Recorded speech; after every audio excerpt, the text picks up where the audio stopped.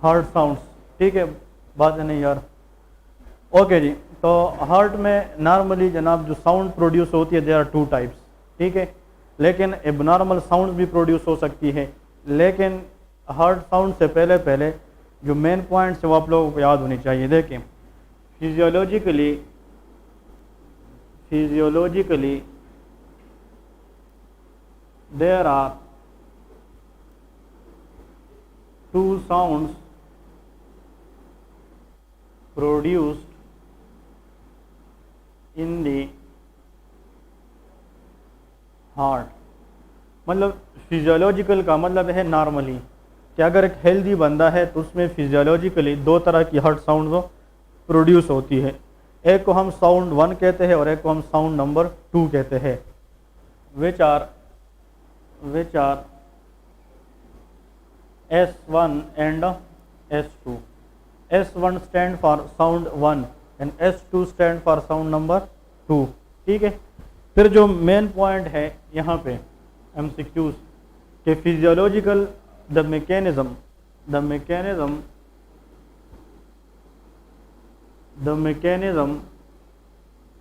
For the production of physiological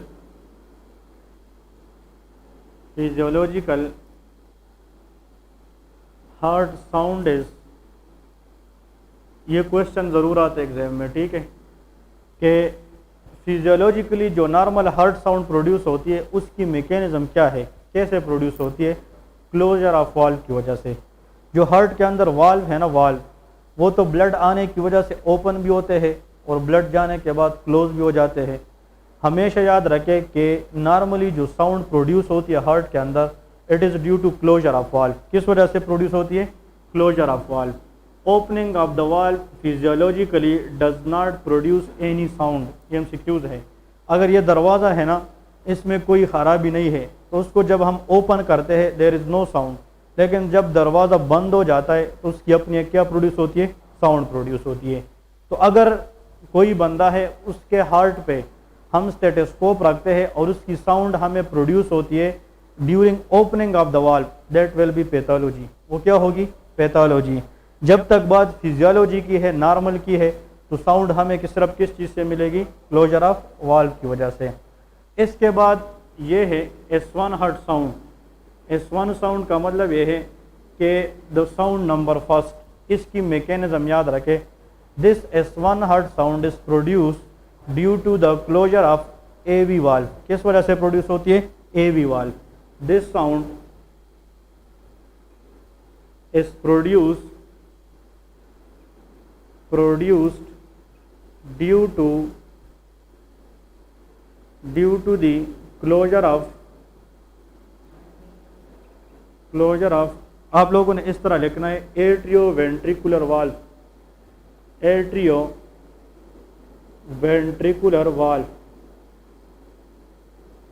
atrioventricular valve को हम AV valve भी कहते हैं, ठीक है। ये पॉइंट याद रख लेने हैं। तो जो एट्रियोवेंट्रिकुलर वाल्व है, इसकी बात ठीक है। इसमें जनाब एक माइट्रल वाल्व आती है, माइट्रल वाल्व, और the next is tricuspid valve.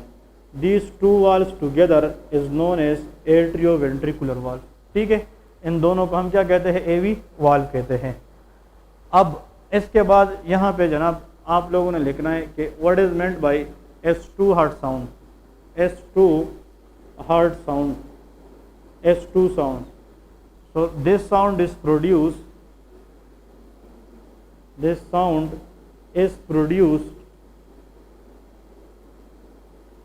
due to closure of semilunar valve। और सेमिल्यूनर वाल्व के अंदर one is pulmonary valve and the last is aortic valve, ठीक है। ये जनाब दो मैकेनिज्म्स आप लोगों को आनी चाहिए। एग्जाम में जो कॉमन क्वेश्चंस आते हैं सिर्फ ये दो आते हैं कि what is the mechanism for first heart sound and what is the mechanism for second heart sound. तो जो फर्स्ट हार्ट साउंड है वो जब हम स्टेटोस्कोप पे सुनते हैं ना तो वो हमें ऐसा देखता है जिस तरह के लुप की आवाज़ आती है, लुप, और इसका जो आवाज़ है ना वो डुब की तरफ आती है। इसलिए हम कहते हैं कि sounds in the heart are lub dub. ठीक है, इसको क्या कहते हैं? लुप डुब कहते हैं। जो लुप साउंड है ना it is due to the closure of these two valve, और जो डुब है it is the closure of these two valve, pulmonary और एओर्टिक वाल्व। क्लियर है? मेन पॉइंट जो आप लोगों ने याद रखनी है, for example if this is a human heart, अब देख इसमें हम थोड़ा सा इसको मज़ीद एलाबोरेट करते हैं। फॉर एग्जांपल इसमें हमारे पास कितनी चैम्बर है? 4। This called right atrium, left atrium, right ventricle and left ventricle. ठीक है, हमने अभी बात की है कि जो राइट एट्रियम है इसको ऊपर से सुपीरियर वीना केवा ब्लड देगी और नीचे से इंफीरियर वीना केवा ब्लड देगी। इस तरह है ना, inferior vena cava, they both drain into the right atrium. जो राइट एट्रियम है वो फिर ब्लड किसको देगी? राइट वेंट्रिकल को, by the help of valve which is known as tricuspid valve. इसको ट्राइकास्पिड वाल्व कहते हैं। फिर पल्मोनरी आर्टरी यहाँ से निकलती है। Pulmonary artery is arises from what? Right ventricle and reaches the blood into the lungs. यहाँ पे जो वाल्व है that is called pulmonary valve. इसको क्या कहते हैं? Pulmonary valve. फिर यहाँ से पल्मोनरी वेन्स वापस ब्लड लेके जाएंगे लेफ्ट एट्रियम में, पल्मोनरी, और लेफ्ट एट्रियम में ब्लड आने के बाद कहाँ पे जाएगी? लेफ्ट वेंट्रिकल में, bye the help of which valve? Mitral valve, और यहाँ से एओर्टिक वाल्व के जरिए ब्लड बाहर निकालेगी and that is called aortic valve. ठीक है, ये मेनली जो हार्ट का सर्कुलेशन है ये पूरी कार्डियोवास्कुलर सिस्टम के अंदर चलेगी, ये आप लोगों ने याद रखना है। ठीक है, आता हूँ, एक मिनट, ये एक्सप्लेन करता हुआ भी ना एक एक चीज़ एक्सप्लेन होगी। इधर देखें, ये अगर आप लोग को यहाँ पे इधर देखें, अगर फॉर एग्जांपल इन सब को मैं इस तरह ख़त्म करूँ तो नाउ हार्ट एक is a single chamber. Heart कितना चैम्बर का है? भी सिंगल चैम्बर का है।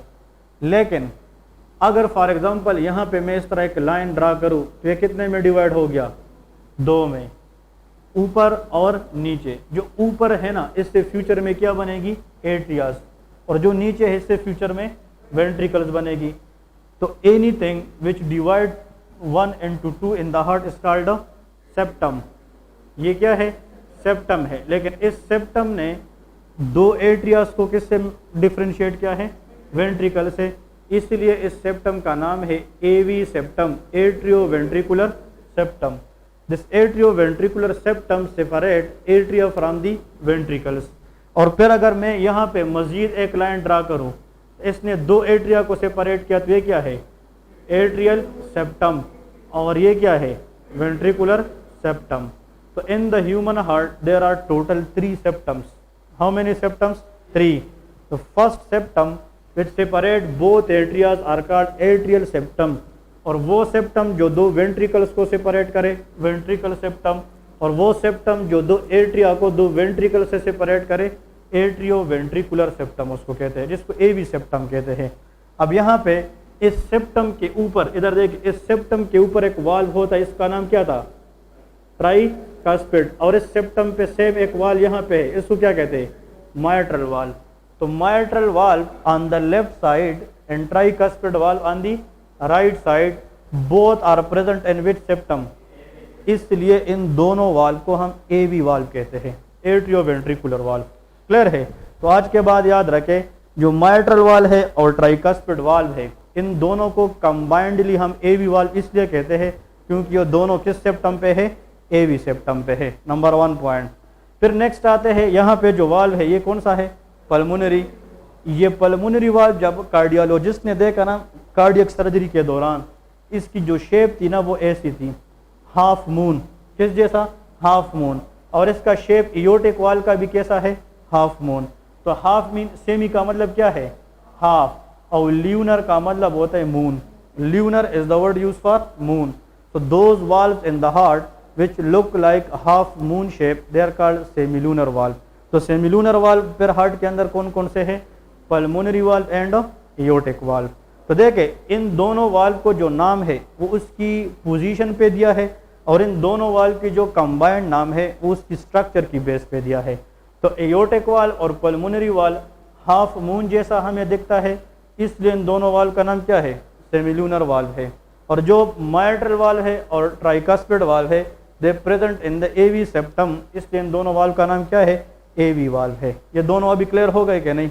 अब नेक्स्ट देखें, जब राइट साइड ब्लड लेगी ना, ब्लड इधर देखें, ब्लड फॉर एग्जांपल, अगर फॉर एग्जांपल हार्ट जो है, heart it is in the diastole, diastole mean relaxation phase, और जब हार्ट कंट्रैक्ट करेगा उसको क्या कहेंगे, सिस्टोल।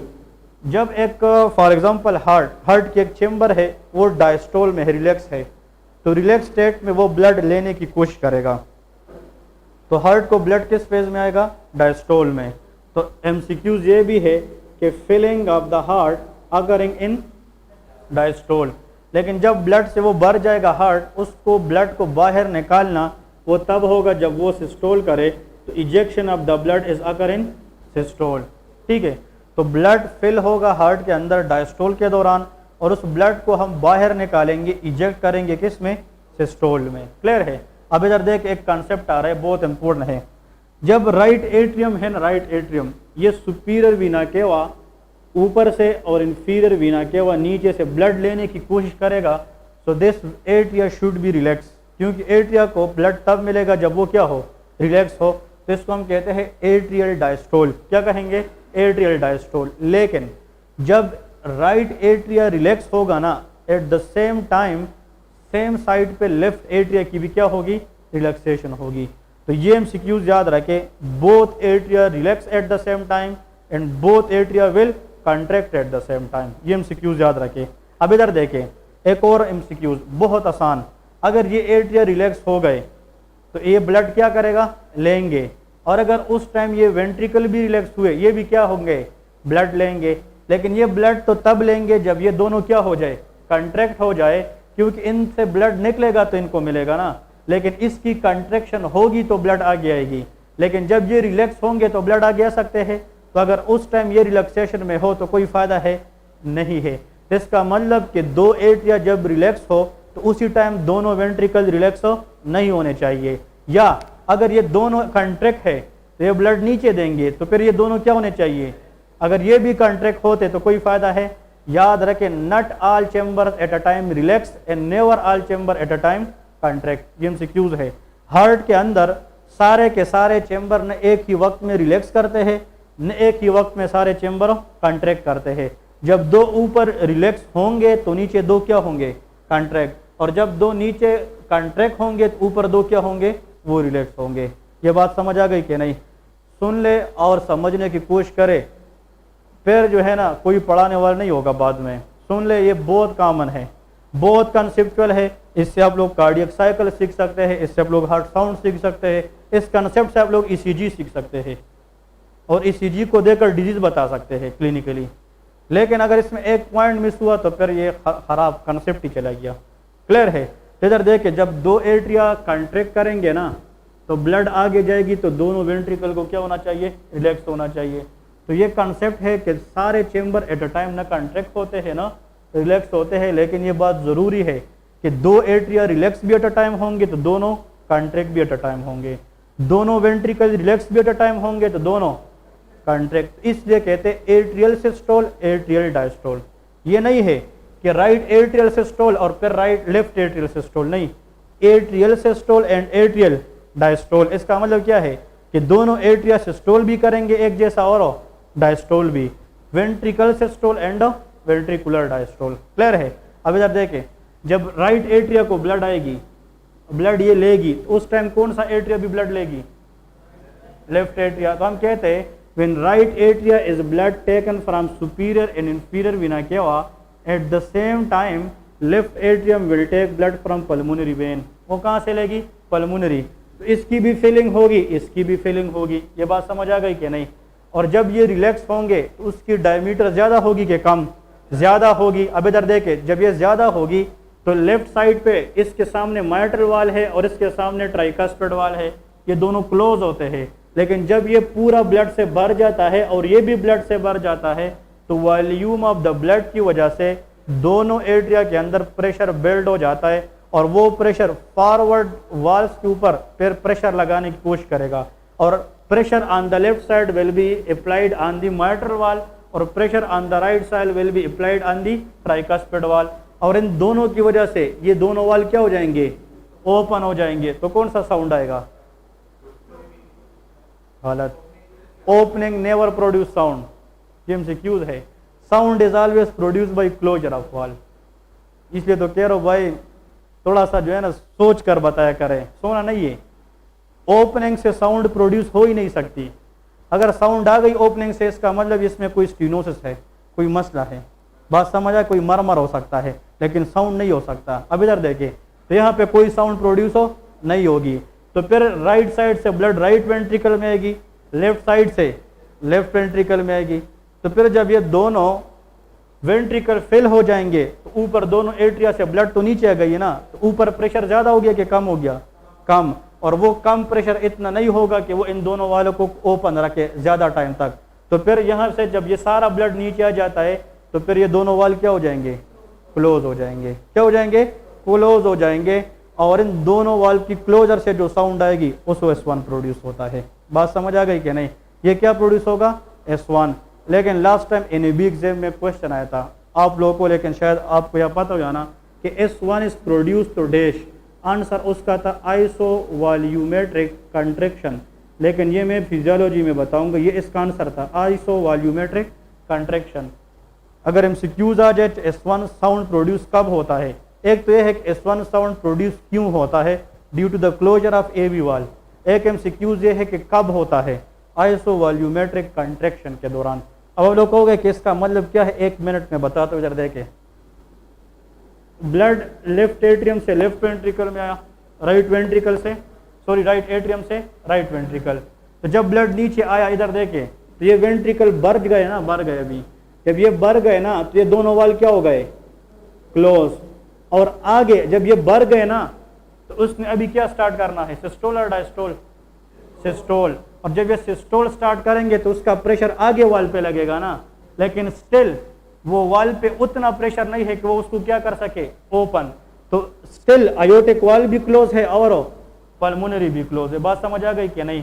तो अब देखे वेंट्रिकल के ऊपर वाले दो वाल क्या हो चुके, क्लोज।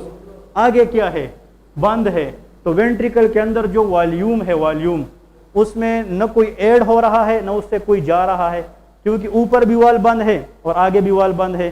तो जो वॉल्यूम है वेंट्रिकल के अंदर वो सेम रहेगा कि डिफरेंट, तो आइसो वॉल्यूमेट्रिक है।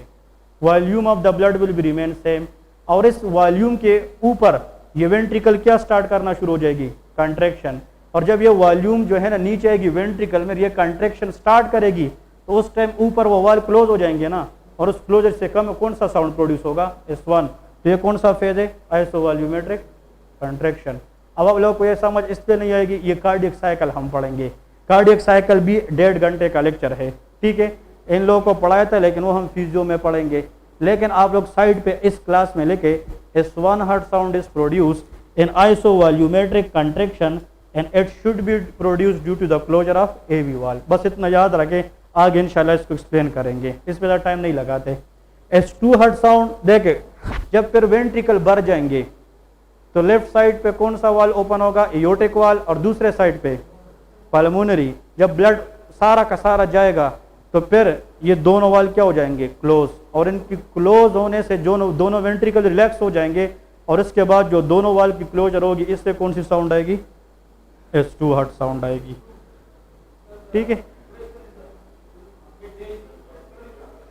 हाँ जी,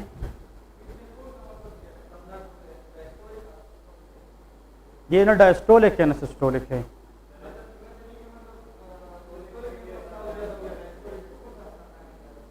डायस्टोलिक या सिस्टोलिक।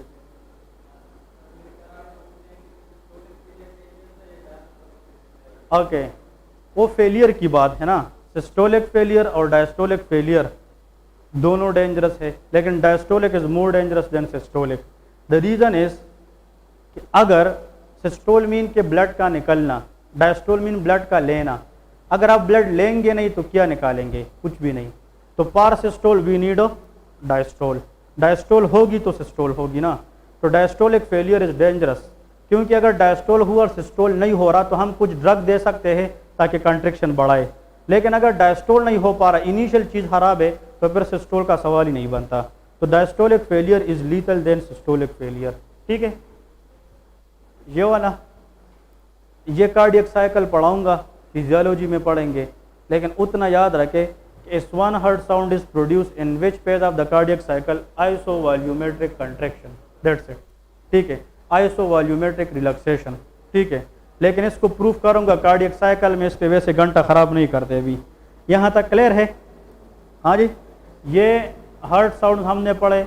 इसके बाद S3 S4 heart sound, those will be pathological heart sound, और वो हम पैथोलॉजी में पढ़ेंगे।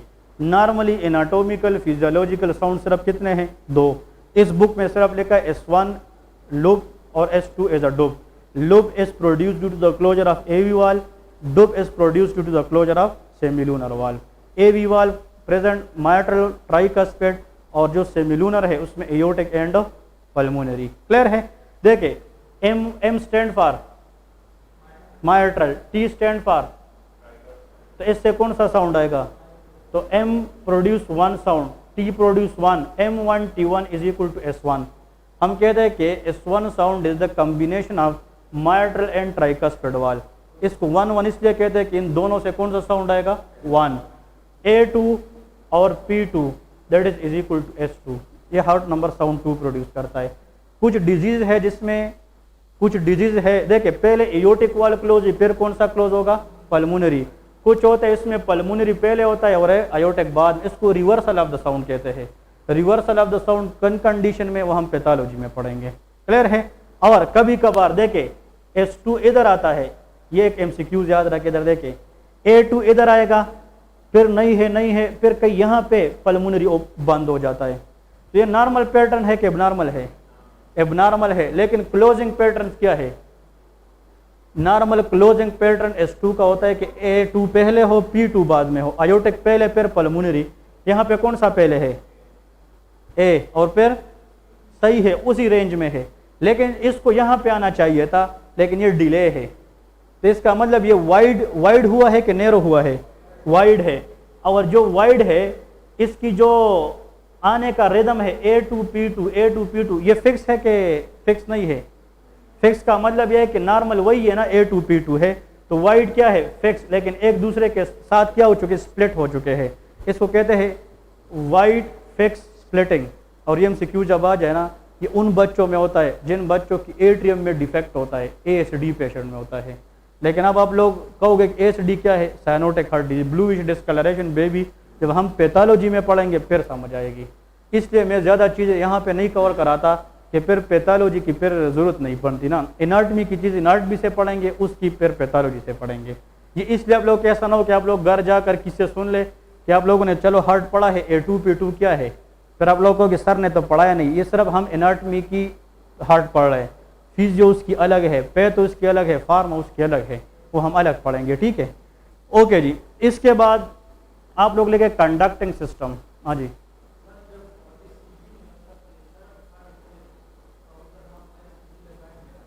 क्या लगाएंगे?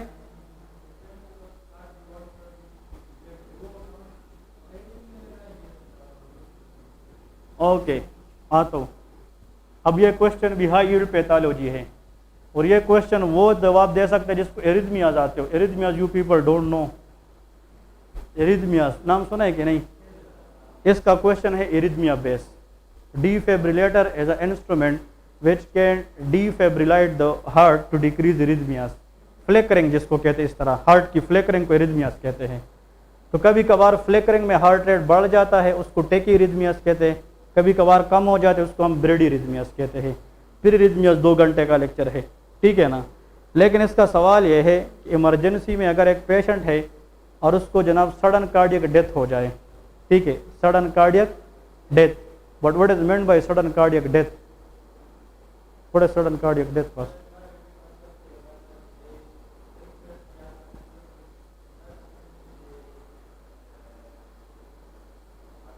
45 सेकंड के लिए किधर चला गया?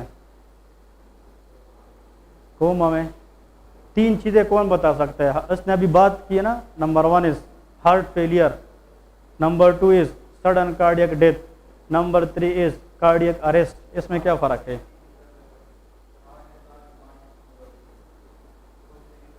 Very good.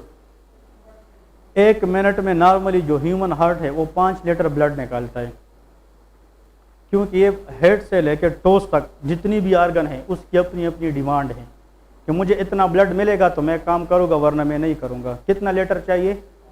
उन 5 में से 1.5 लीटर, 1.5 लीटर सिर्फ लीवर को जाता है, 1.2 लीटर किडनीज को जाता है, तो 1.5 1.2 ये कितना बना? 2.7। तो 5 लीटर का हाफ ये सिर्फ लीवर किडनी को जाता है और हाफ फिर पूरे बॉडी को जाता है। अब अगर हार्ट के अंदर वीकनेस है, एमआई पेशेंट है, इंजाइना पेशेंट है, इस्कीमिया का पेशेंट है, मायोकार्डाइटिस का पेशेंट है, और जनाब वो बंदा उसकी हार्ट में इतनी वीकनेस है कि वो सही तरीके से ब्लड पंप नहीं कर पा रहा, जो 5 लीटर निकालना था अब वो कितना निकाल रहा है? 3 लीटर। तो 3 लीटर पे बॉडी का जो डिमांड है वो पूरा होगा? ऐसा कंडीशन जिसमें हार्ट इतना पंप ना कर सके जिस पे बॉडी की डिमांड को पूरा करे, इसको हार्ट फेलियर कहते हैं। इसको क्या कहते हैं? Heart failure. हार्ट फेलियर का मतलब ये नहीं है कि हार्ट इज गॉन, हार्ट चला गया, नहीं, heart is working but it is under working, कर रहा है काम, कम कर रहा है। इसका मतलब heart failure patient can live for years. Heart failure patient सालों साल तक रहते हैं। हार्ट फेलियर का पेशेंट मरता नहीं है अगर उसको हम सही तरीके से ट्रीटमेंट कराए। इसका काम कर रहा है हार्ट, लेकिन किसी डिफेक्ट की वजह से कम कर रहा है, ये हार्ट फेलियर है। सडन कार्डियक डेथ में तो बंदा ही मर जाता है। उसमें यही है ना कि अगर एक बंदे को चेस्ट पेन आ जाए, कोई कार्डियक इशू आ जाए, death of a patient with in 1 hour after any cardiac cause is called sudden cardiac death. Sudden cardiac को अनएक्सप्लेन्ड डेथ भी कहते हैं। अगर इंसान है उसको पहले से कोई एरिथमिया था, या इंसान है उसको पहले से कोई एमआई का पेशेंट था, कोई भी हार्ट प्रॉब्लम था उसको पहले से, उस वजह से उस पर वो सिम्टम बढ़ गए और विद इन 1 आवर उसकी डेथ हो गई, उसको सडन कार्डियक डेथ कहते हैं। लेकिन अगर एक पेशेंट को फॉर एग्जांपल उसकी हार्ट जो है ना, heart is present in which cavity? Pericardial cavity. अगर उस कैविटी में कोई फ्लूइड है, पानी है एबनॉर्मल, और उसने हार्ट को प्रेस किया तो हार्ट पंपिंग होगी? नहीं होगी। अगर हार्ट जो है ना कंट्रैक्शन ही ना कर सके तो सिस्टोल नहीं होगा क्या? डायस्टोल। तो इट इज कॉल्ड एसिस्टोल। उसको फिर क्या कहेंगे? एसिस्टोल पेशेंट की ईसीजी फ्लैट होती है। क्या होती है? फ्लैट। ईसीजी में तो इस तरह अप डाउन होते हैं ना, वो बिल्कुल फ्लैट होती है। इसका मतलब इसमें ना कंट्रैक्शन है, ना रिलैक्सेशन है। If ECG remain flat in a patient for 5 minutes that is called cardiac death. इसको एसिस्टोल कहते हैं। बात समझ आ गई कि नहीं? फिर यह कि इसकी जो क्वेश्चन है ना, वो इमरजेंसी में अगर एक बंदा अनकॉन्शियस हो जाए या इसमें एरिथमियाज आ जाए, तो जो इमरजेंसी या जो एम्बुलेंस वगैरह होते हैं इसमें भी डिफिब्रिलेटर होता है। तो वो डिपेंड करता है कि इस बंदे की जो एरिथमिया है वो एट्रियल ओरिजिन है या वेंट्रिकुलर ओरिजिन है। तो फिर हम एट्रिया वेंट्रिकल दोनों को देते हैं, लेकिन मोस्टली जो केस होती है ना वो वेंट्रिकुलर एरिथमियाज होती है। तो अगर आपसे कोई ये पूछे कि आईसीयू में या सीसीयू में, कार्डियक केयर यूनिट जिसको कहते हैं, एक आईसीयू होता है ना इंटेंसिव केयर यूनिट, एक होता है सीसीयू कार्डियक केयर यूनिट, उसमें अगर कोई बंदा है उसमें एरिथमियाज की हिस्ट्री हो तो defibrillator should be applied to ventricle first, क्योंकि ventricles are the main chamber which fulfil the demand of the body. Clear है? लेकिन ये पैथोलॉजी है। फिर ईसीजी आप लोग को प्रूफ करूंगा और ईसीजी आप लोग इंशाल्लाह आसानी से रीड करोगे फिर, लेकिन ये फिजियोलॉजी की कंसेप्ट है सारी। Cardiac arrest, very good. Cardiac arrest mean एक बंदा है सामने जा रहा है, गिर गया, आपके सामने अभी जाते हुए ये बंदा गिर गया, या आप माल में है शॉपिंग के लिए गए, आपके पाँव में कोई बंदा गिर गया, या आप जमींदारी कर रहे आपके सामने कोई किसान गिर गया, anyone which fell on the ground is unconscious. वो क्या हो गया? अनकॉन्शियस। और जनाब जाकर आपने उसकी क्या चेक कर दी? Pulse. Pulse is absent. A patient with consciousness with absent pulse is called cardiac arrest. इसको क्या कहते हैं? Cardiac arrest. मतलब यह है कार्डियक अरेस्ट का ये एमसीक्यूज आता है इमरजेंसी मेडिसिन में। सबसे पहले क्या करना है? You have to start CPR, cardiopulmonary resuscitation. ये नाम सुना है कि नहीं? हम सीपीआर करते हैं। कितना करते हैं? 100 टाइम पुश इन 1 मिनट। इसलिए काया पिया करे थी कि सही ना। इसका मतलब यह है कि 100 टाइम जो है ना हम पुश करते हैं। 30 to 32 करते हैं, फिर माउथ टू माउथ ब्रेथ देते हैं, लेकिन 1 मिनट में अपने 100 टाइम पूरे करने हैं। क्लियर है? वैसे इसका फ़ायदा क्या है? CPR का फ़ायदा क्या है? अब पता नहीं आप लोग मुझे कहाँ पे ले जा रहे हो यार, अपनी नाट में पढ़ रहे। शाबाश, एक पॉइंट बताए फिर अपनी टॉपिक पे आ रहे। What is the function of CPR?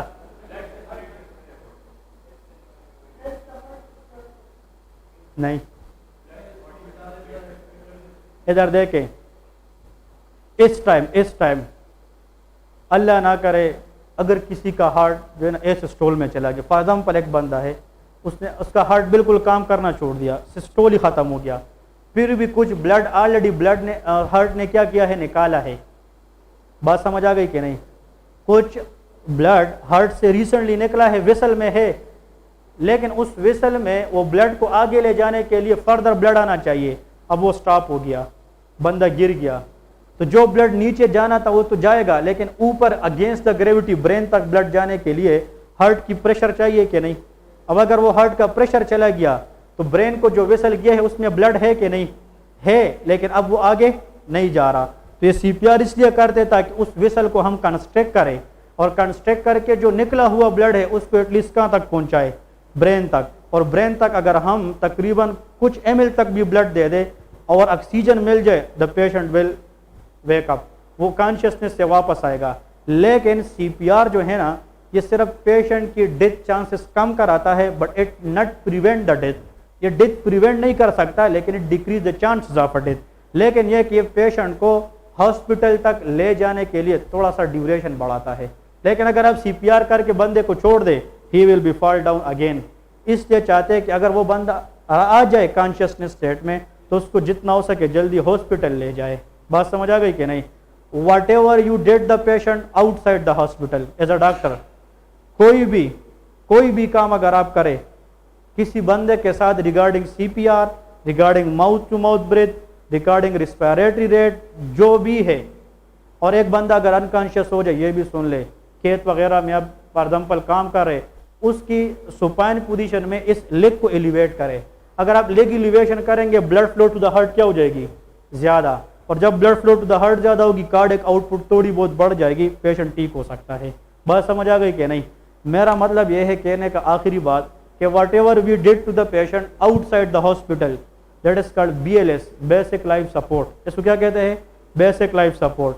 और जब पेशेंट को अस्पताल ले आते हैं, फिर मशीनरी के जरिए जो कुछ हम करते हैं उसको ATLS कहते हैं, एडवांस ट्रोमा लाइफ सपोर्ट कहते हैं। ठीक है, तो एक BLS होता है, एक ATLS। यार बस कर, वो लोग कहेंगे कि आप लोगों ने क्या शुरू किया है। It is not the way to take class, अपना टारगेट मिस कर जाएंगे।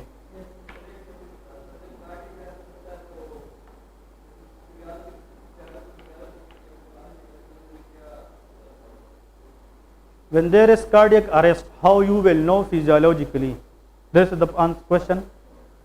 मैं कहता हूँ अब कहते इमरजेंसी मेडिसिन वाले कहते हैं, अब patient suddenly fall on the ground, become unconscious, and on palpation there is no pulse, refer the patient as asystole, cardiac arrest, asystole, cardiac arrest को कहते हैं।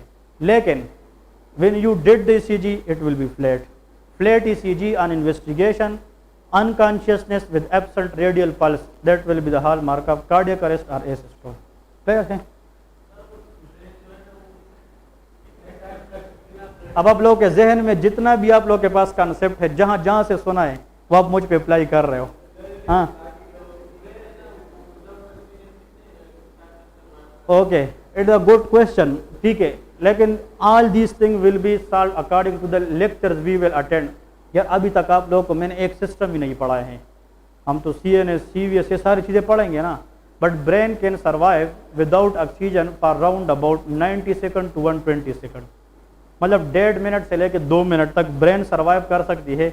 वरना the major fuel for the energy consumption of the brain is rich glucose and oxygen.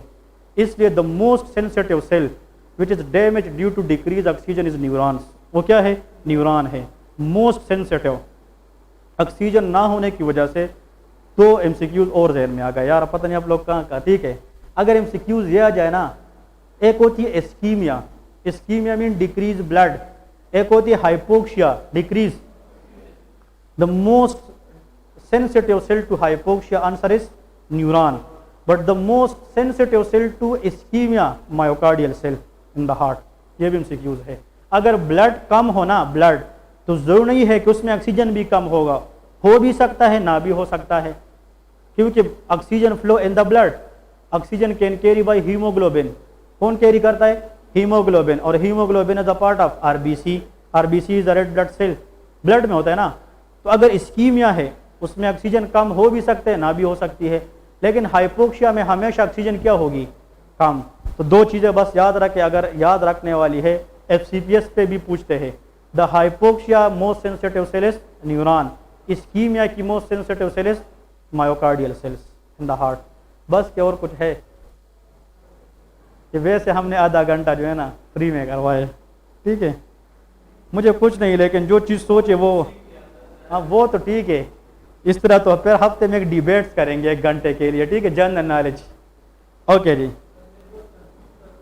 नहीं ठीक है, सही है यार. देखे आप लोगों को एक लास्ट पॉइंट बताओ. You people are in wholly solely in basic step. The subjects are considered basics.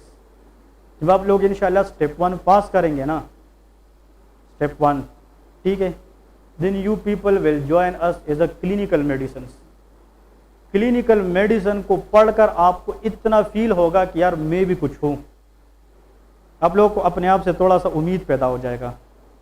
और जब क्लिनिकल मेडिसिन पास करके आप स्टेप 3 में आकर, इसके ऊपर मैं आप लोगों को वीडियोस दिखाऊंगा, और सामने मेरे पास 200 प्लस इंस्ट्रूमेंट है OT के, वो यहाँ पे रखूँगा, और हम एक एक बंदे से करवाते कि ये पकड़े, ये सीजर पकड़े, इस पे कहाँ पे कट देते, इस पे कहाँ पे कट, और इसमें देखते इसकी पार्ट्स, इसकी यूजेस, इसकी कंट्राइंडिकेशन. फिर वहाँ पे आप कहोगे कि now I am able to sit in the clinic. सही है कि नहीं? तो ये है for a doctor to take the history from a patient, you have to go through these 3 steps, 1, 2 and 3. इसके इन बिटवीन कोई भी कहीं पे खुदा न खास्ता रुक गया, ही विल बी अनप्रोफेशनल. तो स्टेप 1 आपको बिल्ड करता है, स्टेप 2 आपको उम्मीद दिलाता है, स्टेप 3 पे आप जाकर इंकरेजमेंट लेते हैं. ये है डॉक्टर के लिए, और ये मेन पॉइंट्स है भाई. और वो तो खैर अलग बात है. हमारा एक टीचर था, वो हमें क्या कह रहा था कि डॉक्टर सारे हैं, लेकिन गुड डॉक्टर सारे नहीं होते. डॉक्टर सारे होते हैं, लेकिन गुड डॉक्टर सारे नहीं होते. और कहते हैं कि डॉक्टर के वर्ड में कितने स्पेलिंग है? DOCTOR. कितने? इस वर्ड्स को समझने के लिए और इस वर्ड्स तक पहुंचने के लिए 6 साल मेहनत करनी होती है. 6 साल ड्यूरेशन है इसमें, ठीक है ना. तो डॉक्टर तब जाकर DOCTOR बनता है. तो ये तो खैर आप लोगों को ये माइंड बनाता हूँ ना कि जो D है वो ज़्यादा स्पेशल है, इट इज़ अ बेसिक, ठीक है ना. तो मैं आप लोगों को यही बात बताने वाला हूँ. आज जो चीज़ पढ़ी है वो क्लिनिकल में भी आएगी, वो प्रैक्टिकल में भी आएगी इंशाल्लाह. जब आप लोग इस एकेडमी से at the end of step 3 जाएंगे ना, यूपी विल हैप्पी. आप लोगों को पता होगा कि आप मैं इंशाल्लाह कुछ लिख भी सकता हूँ और कुछ बता भी सकता हूँ. सही है ना. क्लिनिक में बैठ के कोई नहीं कहेगा कि भाई आप मुझे तब देखो, पहले मुझे गाइटन की 59 पेज सुनाओ. जब पेशेंट आते वो आपको ये कहता है कि सबर सबर मुझे ना देखो, आप पहले लेफ्ट वेंट्रिकल सुनाओ. वो कभी नहीं कहेंगे यार. ये जो मेहनत है ना, ये सिर्फ कागज़ के लिए है, RMP के लिए है. इसके बाद तो अस्पताल में जो भी करो, उधर देख के काटो चीज़ को, कोई नहीं पूछेगा, नो प्रॉब्लम, ठीक है. तो अल्लाह करे आप लोग सब पास हो जाए. पहले पास होंगे तो सारी चीज़ें होगी. खुदा न खास्ता इंसान पास ना हो तो कुछ भी नहीं है. सही है ना. ओके जी, अब लिखे conducting system of the heart. इसको एक व्यू में पढ़ते हैं एनाटॉमिकली. आज आप लोग मेरे ख्याल में क्लिनिक खोलना चाहते हैं कि क्या सीन है सारे. हाँ जी, conducting system of the heart, ठीक है.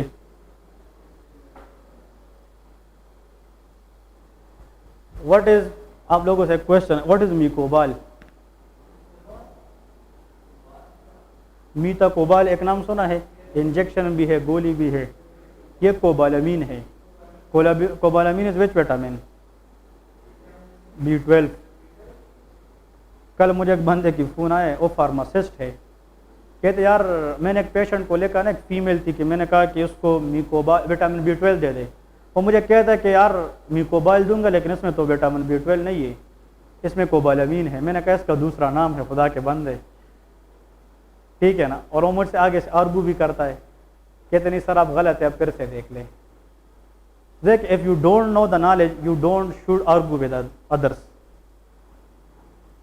As a doctor you people should know what is this. वो मुझे कहते सर कोबालामीन इसमें है लेकिन B12 नहीं है। मैंने कहा बस ठीक है यार, cobalamin is the second name of vitamin B12। Believe me, if you people give to this area 5 to 6 months, you people will enough to prescribe something. और पता है अस्पताल में और हमारे इलाकों में बस 10 से 12 बीमारियां हैं, उसके बारे में आप लोग को आना चाहिए। वॉमिटिंग की ट्रीटमेंट, कॉन्स्टिपेशन की ट्रीटमेंट, डायरिया की ट्रीटमेंट, और पीड्स के कुछ ट्रिक्स हैं। अगर 2 दिन का बच्चा है, 1 महीने का बच्चा है, उसको कितना डोज कैसे देंगे वो आप लोगों को फार्मूले बताऊंगा, बात खत्म बस। लेकिन RMP होगी तो आप लोग खुश भी होंगे। अगर आप लोग को अभी शॉर्टकट बताऊंगा तो आप लोग का दिल भर जाएगा, आप लोग फिर पढ़ना नहीं चाहोगे। पहले पढ़ो तो फिर ये ज़िंदगी भर इंशाल्लाह फिर हम करेंगे। ये डॉक्टरी तो ज़िंदगी के लिए है यार, ठीक है ना। हाँ जी, कोई क्वेश्चन है? Okay, conducting system of the heart में लेके the system in which impulse is transmit from one part of the heart to another. तो यहाँ पे लेके the system in which impulse is transmitted from one part into another part। याद रखें, ठीक है। मतलब ये वो सिस्टम है हार्ट के अंदर जिसमें इम्पल्स, इलेक्ट्रिकल एक्टिविटी जिसको कहते हैं, ठीक है, वो एक जगह से पास होकर दूसरी जगह जाती है। एक डायग्राम ड्रा करते हैं, एक इस तरफ लेके पाथवे, इससे भी 2 क्वेश्चन आते, वो आप लोगों को बताऊंगा कौन कौन से पाथवे, और यहाँ पे इसके सामने डायग्राम भी ड्रा करें ताकि आप लोगों को इकट्ठा समझ में आ जाए।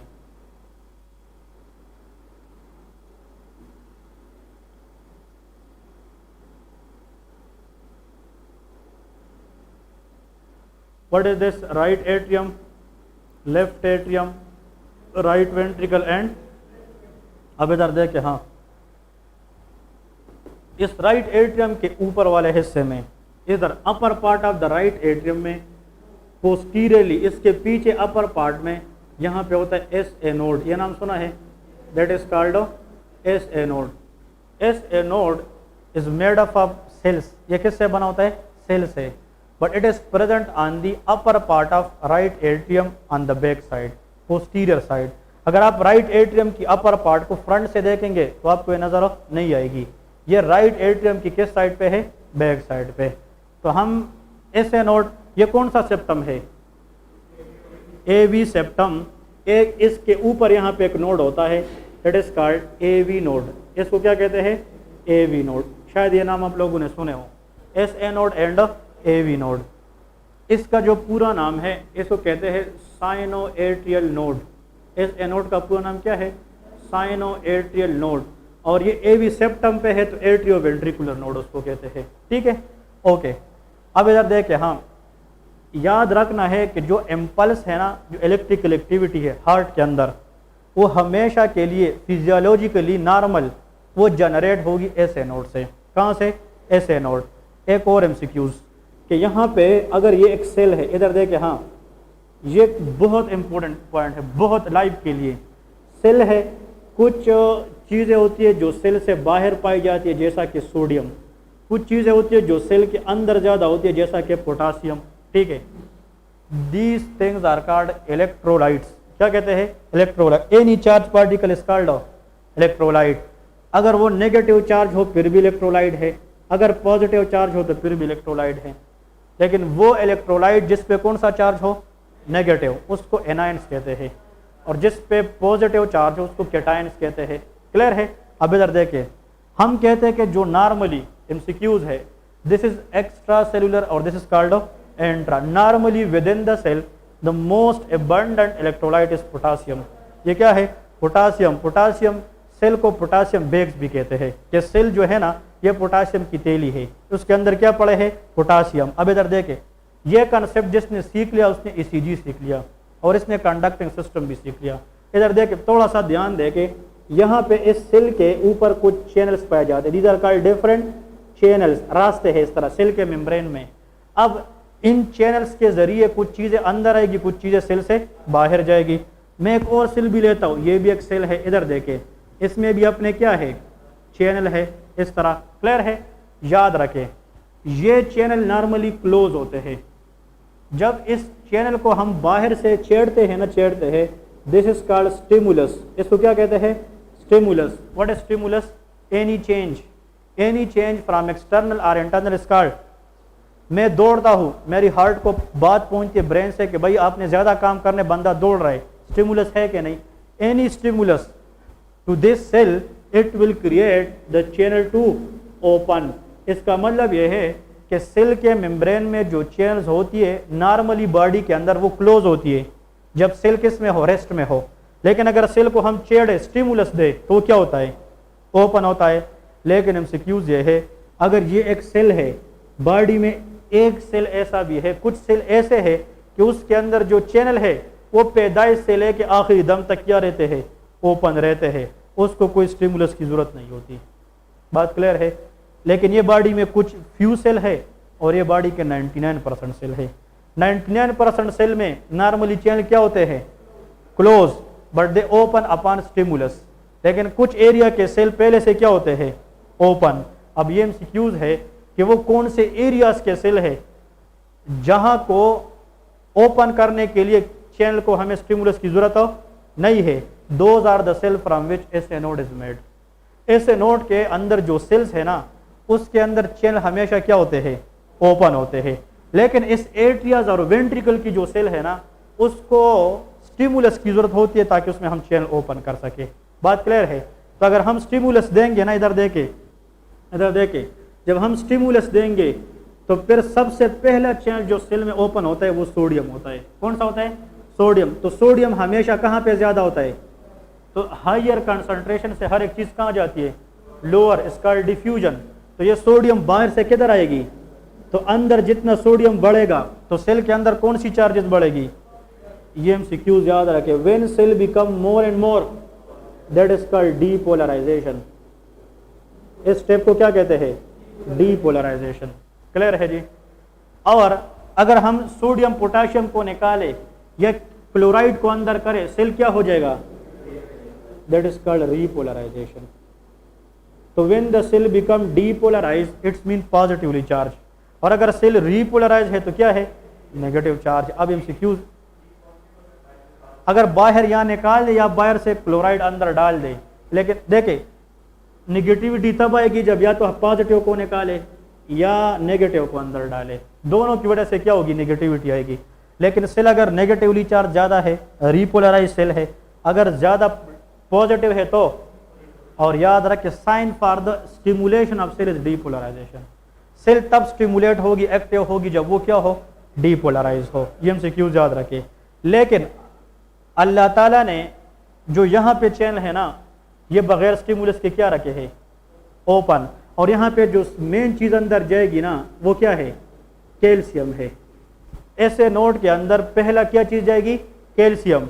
लेकिन ऐसे नोड के अलावा एट्रिया वेंट्रिकल में पहला क्या जाएगी, सोडियम। तो इसकी डीपोलराइजेशन कौन करेगी, और ऐसे नोड की सेल डीपोलराइजेशन इज कैल्शियम। ये भी एमसीक्यूज है।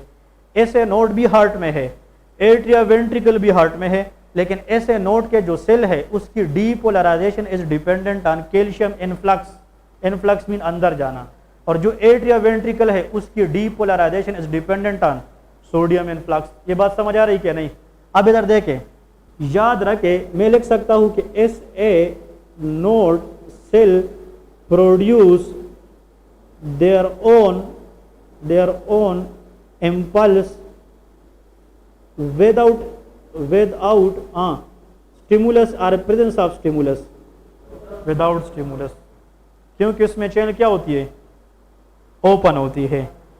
इस वजह से एट्रिया में अगर हमने कोई चीज करना है तो हमने क्या देना होगा, स्टिमुलस। वेंट्रिकल में कोई चीज करना है लेकिन ऐसे नोड से एक्टिविटीज को लेने के लिए स्टिमुलस की जरूरत हो, इस वजह से ऐसे नोड को पेसमेकर ऑफ द हार्ट भी कहते हैं। ये नाम सुना है, SA node is called pacemaker of the heart.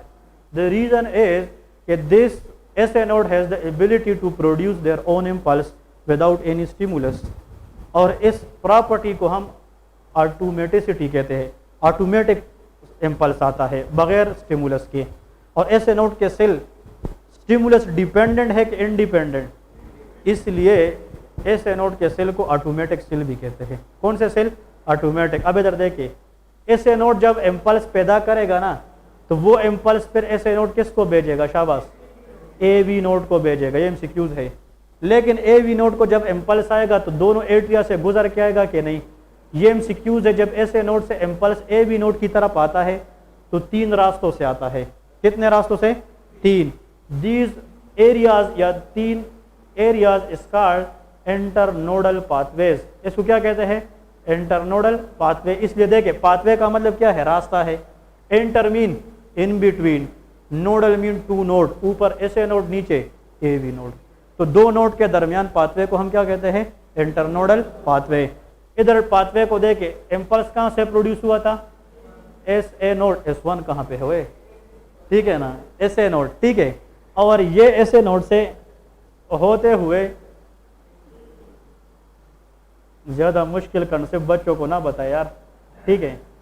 फिर ये ऐसे नोड, इससे इम्पल्स आएगा और इन 3 पाथवे के जरिए इकट्ठा होकर कहाँ पे पहुंचेगा? AV नोड में। अब इधर देखिए, this is known as internodal pathway, या ECGs के ऊपर एक्सप्लेन करूंगा तो आप लोग को इंशाल्लाह मजा आएगा आगे, ठीक है। इंटरनोडल पाथवेज क्लियर है। सबसे पहले इम्पल्स कहाँ से पैदा हो गया? ऐसे नोड से। ऐसे नोड से इम्पल्स कहाँ पे पहुंच गया? AV नोड में। किसके जरिए? इंटरनोडल पाथवे के जरिए। अब इधर देखे, थोड़ा समझने की कोशिश करें। जब ऐसे नोड इम्पल्स देगा ना, किसको आएगा? इंटरनोडल पाथवे के जरिए AV नोड। तो AV नोड और ऐसे नोड के दरमियान दोनों एट्रिया को क्रॉस करना होगा कि नहीं? इस ऐसे नोड से जो इम्पल्स आया है ना, ये इम्पल्स जो एट्रिया से गुजरेगी ना, this impulse will be a stimulus for the atria. ये इम्पल्स उस एट्रिया के लिए क्या होगी? स्टिमुलस होगी। पहले तो ये नहीं था ना, अब स्टिमुलस है। तो इस स्टिमुलस की वजह से एट्रिया के सेल में चैनल ओपन होंगे कि नहीं? और चैनल ओपन होने से कौन सा आयन आएगा? सोडियम।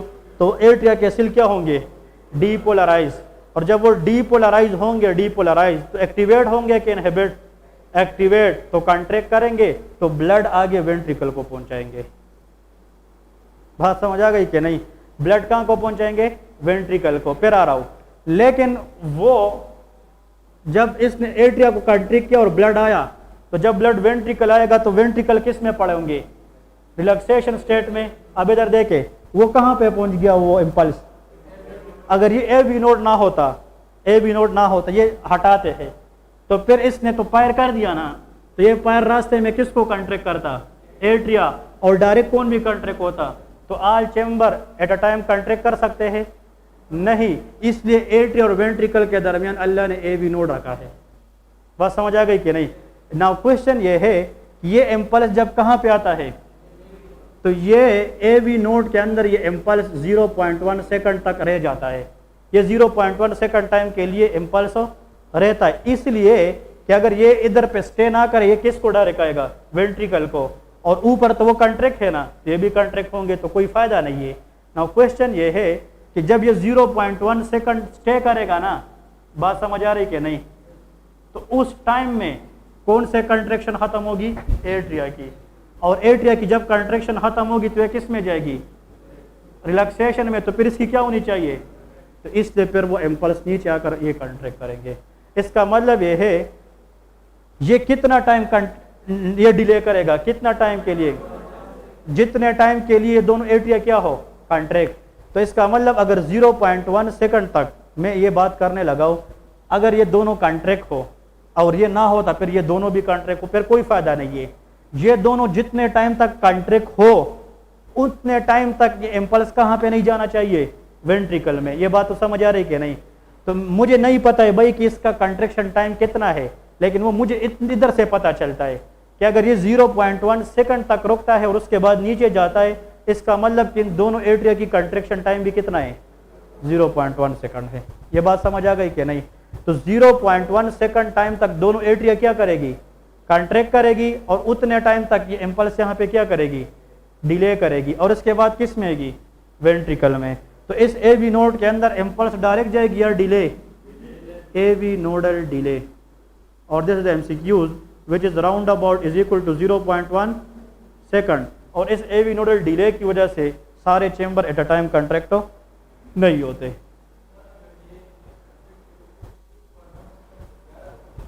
एक्सीलेंट, कंट्रैक्शन नहीं, डिले।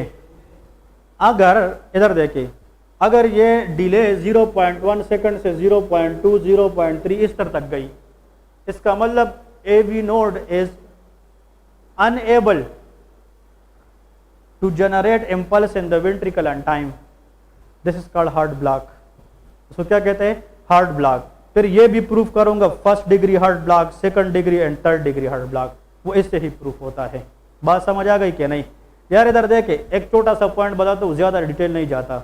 मैंने पेशेंट को इस तरह लेटाया है, ईसीजी लीड लगाए है, ईसीजी पेपर मैंने लगाई है, ईसीजी स्टार्ट हो गई। जब ईसीजी स्टार्ट हो जाए देखे, तो इम्पल्स कहाँ से स्टार्ट होगा, ऐसे नोड, और जो ही इम्पल्स स्टार्ट होगा तो कौन से एरिया की कंट्रैक्शन होगी, एट्रियम की।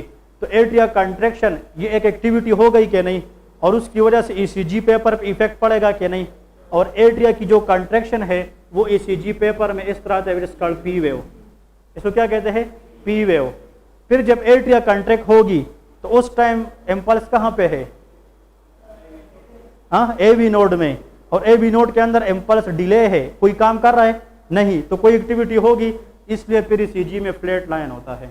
This flat line shows that the impulse is in the A V node. और फिर ए वी नोड के बाद इम्पल्स कहाँ पे जाएगी, वेंट्रिकल। और वेंट्रिकल के डीपोलराइजेशन को क्यूआरएस कॉम्प्लेक्स कहते हैं, क्यूआरएस कॉम्प्लेक्स कहते हैं। इस तरह अब इधर देखे, हाँ, ये पी वेव क्या है, एट्रिया इम्पल्स यहाँ से प्रोड्यूस हुआ ऐसे नोड से, फिर कहाँ से गुजरा हुआ, एट्रिया की क्या हो गई, कंट्रैक्शन, तो इसने कौन सा वेव दिया, पी वेव। पी के बाद ये कहाँ पे चला गया, ए वी नोड, वो फिर लाइन इस तरह गया। फिर यहाँ के बाद ये वेंट्रिकल में आया तो क्यूआरएस हो गया। इस तरह है कि नहीं? अब यहाँ पे देखें, एमसीक्यूज ये है, ये मैं प्रूफ करूंगा लेकिन अब ये टाइम नहीं है।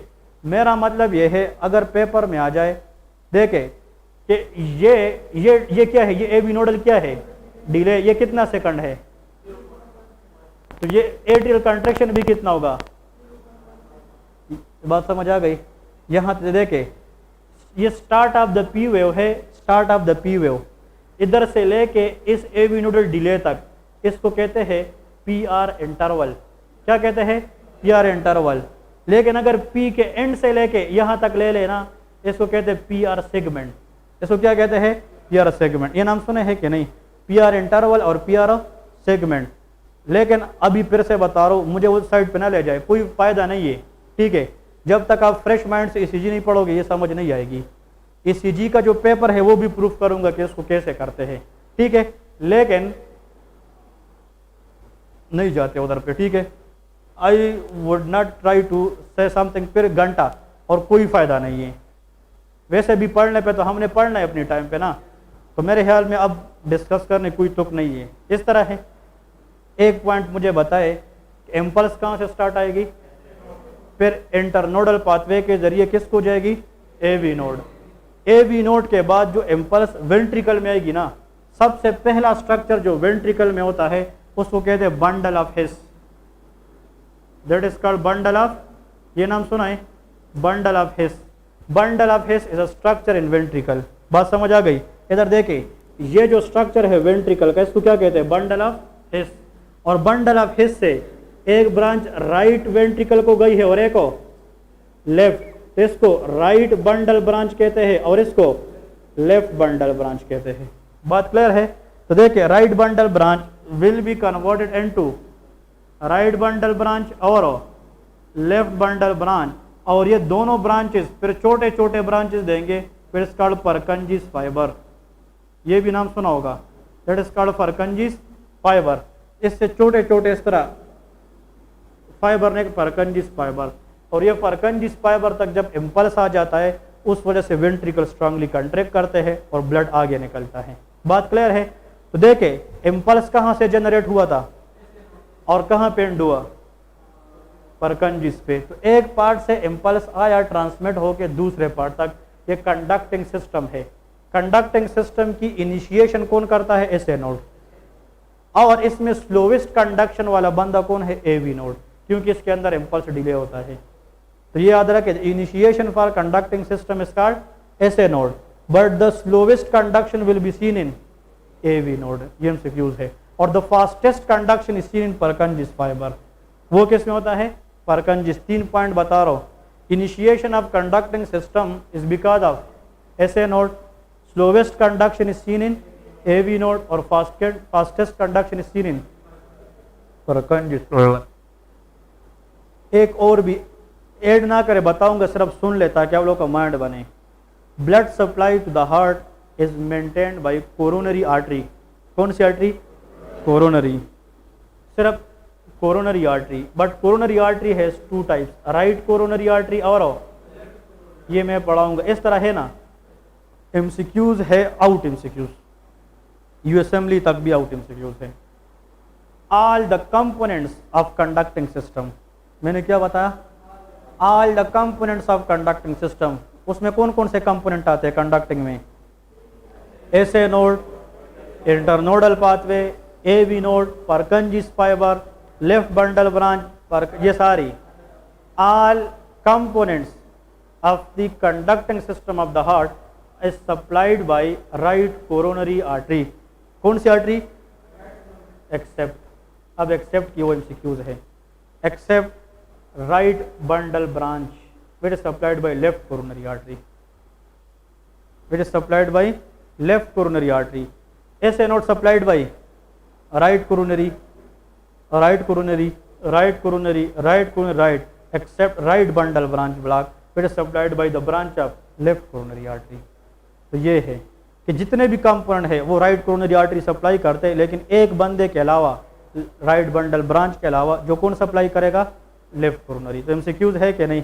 लेकिन एसए नोड को जो ब्रांच निकलती है ना, एसए नोड को, S A node is supplied by the branch of right coronary artery and that branch is called nodal artery.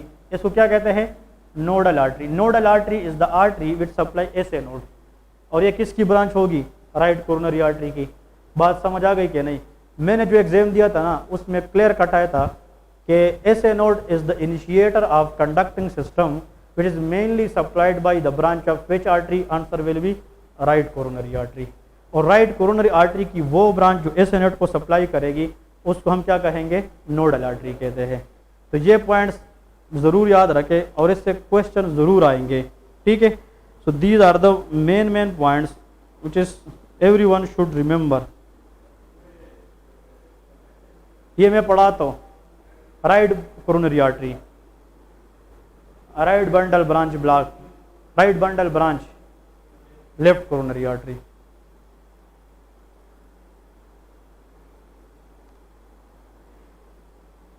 Okay शाबाश, ब्रेक करें। हाँ हाँ जी, यहाँ तक क्लियर है कंडक्टिंग सिस्टम, उसमें बस मेन यही पॉइंट है। अभी बताऊंगा, ये कोरोनरी सर्कुलेशन पढ़ाऊंगा। Coronary circulation